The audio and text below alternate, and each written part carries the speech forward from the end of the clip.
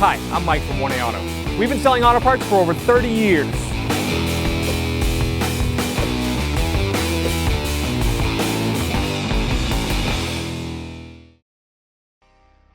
We're going to open our hood, go inside the vehicle, find the hood release right here. There's a secondary hood release under here, the safety. To lift up a little bit, reach your hand underneath, push it that way. There's no prop rod, this has got hood struts.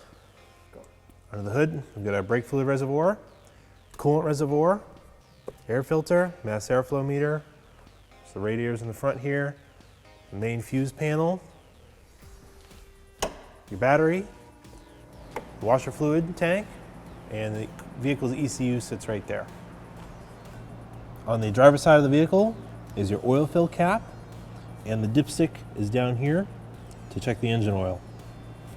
This F-150 is equipped with electric power steering, so there's no need to check a fluid level because it doesn't have any.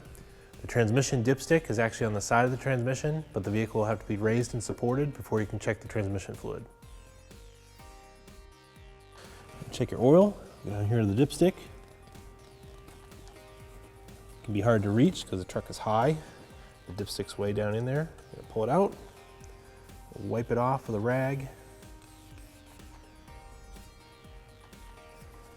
Put it back into the dipstick tube.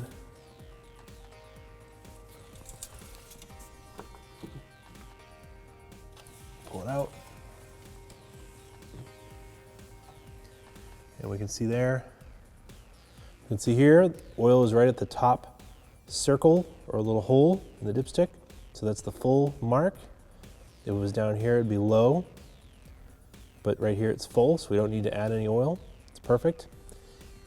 I'm gonna put the dipstick back in.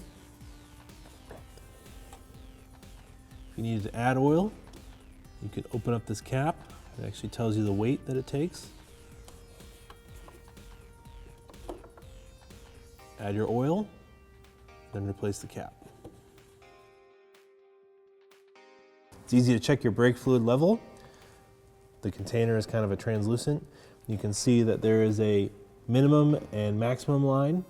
This one's just below the maximum line, so it's in good shape. We don't really need to add any fluid to this. If it was below the minimum, we'd need to add it, or at minimum, bring it up to the maximum. But since it's just below, I'm gonna leave it alone. And right on the cap, it tells you the type of fluid you should use.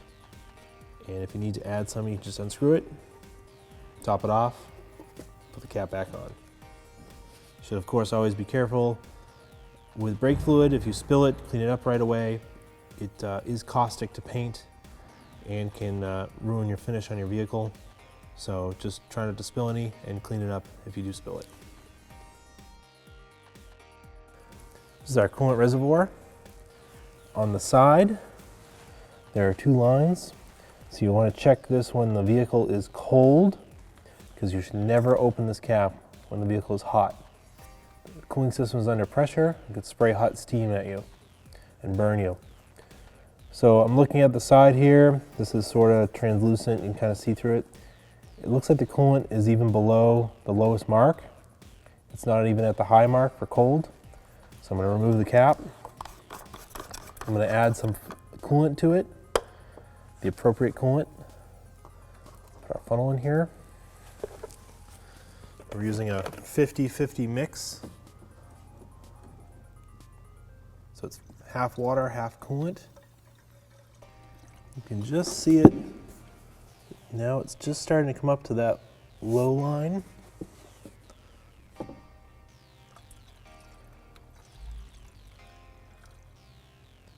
Filling up. I might have to grab another bottle. But you can see we brought it up to just between the two lines. I'm going to get some more coolant, fill it up to the top line. Perfect, right there. So now you can see the coolant level matches up with the cold line. So this coolant is the perfect level. Take your funnel out. Put the cap back in place.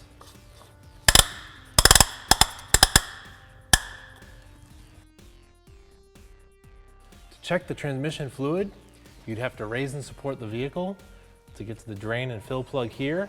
That also has an integrated dipstick, so you'd have to remove it from the transmission. However, you do need a scan tool to check the transmission fluid temperature to give you a correct fluid level. Thanks for watching.